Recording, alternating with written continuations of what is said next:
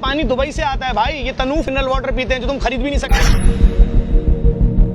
आप पैदा हुए, आपसे बोला भाई उनके यहाँ मत जाना, वो थूक के खिलाते हैं। उनको बोला कि इनके यहाँ मत जाना भाई, ये तो दहशतगर्द बनाते हैं, जहादी बना देते हैं। तुम्हारे हुकूक ये हैं कि तुम्हारा बाप को कैंसर हो जाए तो तुम मोहल्ले में वो जो टेक्नीशियन बैठ के 25 रुपए की रंग बिरंगी गोलियां दे रहा है वो खिला के अपने बाप का दर्द कम के 6 महीने में मार दो। नहीं, पर अब्बास वो आदमी है कि अगर नौकरी नहीं हो तो उसी तरह परेशान है कि जैसे एक MBA किया हुआ लड़का या एक ग्रेजुएशन किया हुआ लड़का जिल्लत उठाता है इस शहर में, कभी मकान का किराया दे रहा है तो कभी बिजली का बिल नहीं दे पा रहा, बिजली का बिल दे रहा तो बच्चे का दूध नहीं खरीद पा रहा।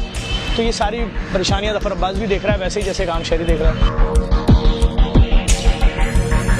आपका एजेंडा क्या है? आपको आवाम से वोट मांगना है, क्या सियासत में आना चाह रहे हैं आप? जब 2013 में सानिया अब्बास टाउन हुआ था उस वक्त तो इलेक्शन नहीं था।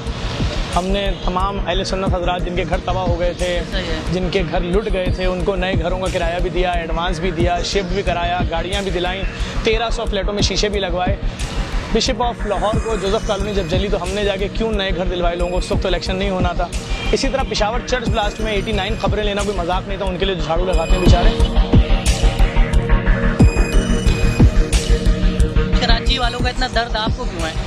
भाई मुझे इसलिए दर्द है, मैं इसी माशरे में और उसी तबके में तो पल बढ़ रहा हूँ। हमारी हुकूमत को तो दर्द है ही नहीं ना। हुकूमत को क्यों दर्द होगा? एक बंदा सिंध में बैठा हुआ है, किसी गांव में देहात में वडेरा का बेटा है, अय्याशियां कर रहा है, जवान होता है, उसको हमारे ऊपर लाके मुसल्लत कर देते हैं, हमारे पे कभी IT मिनिस्टर बना देते हैं, कभी खेलों का वजीर बना देते हैं। वो अपने हिसाब से चला रहा है, उसको डेली रात में शराब की पार्टी भी चाहिए, उसको अय्याशी भी चाहिए, तो मेरा दिल तो दुखेगा ना। मैं जो अगर किसी को चंदा देना चाहूँ तो मैं तो अपनी मस्जिद में दूंगा ना चंदा। हाँ, तो आपकी तरबियत यही हुई ना। देखिए आपके हुक्मरानों ने किया क्या आपसे? आप पैदा हुए, आपसे बोला भाई उनके यहाँ मत जाना, वो थूक के खिलाते हैं। उनको बोला कि इनके यहाँ मत जाना भाई, ये तो दहशतगर्द बनाते हैं, जहादी बना देते हैं। ये किसके ऊपर तजुर्बा किस पे हो रहा है? उन पे हो रहा है जिनके बच्चे 70,000 रुपए फीस देते हैं नर्सरी क्लास की, या मिडिल क्लास और गरीबों में गेम चल रहा है।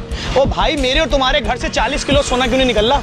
मेरे और तुम्हारे घर से 70 अरब रुपए कैश क्यों नहीं निकल रहा? मेरी बहन, तुम्हारी माँ तो लाइन में लगी है कि इलेक्ट्रिक का बिल माफ कराने के लिए। ईद में क्या करेंगे आप? ईद में यही करेंगे कि जाएंगे गरीबों के घरों पे जाएंगे, जैसे हर साल जाते हैं। पिछले साल भी हम गए, मोहम्मद शाह कब्रिस्तान का नाम सुना हो आपने? वहाँ पर हमने, एक क्रिश्चियनों की बस्ती है बहुत बड़ी, हमने ईद उनके साथ गुजारी।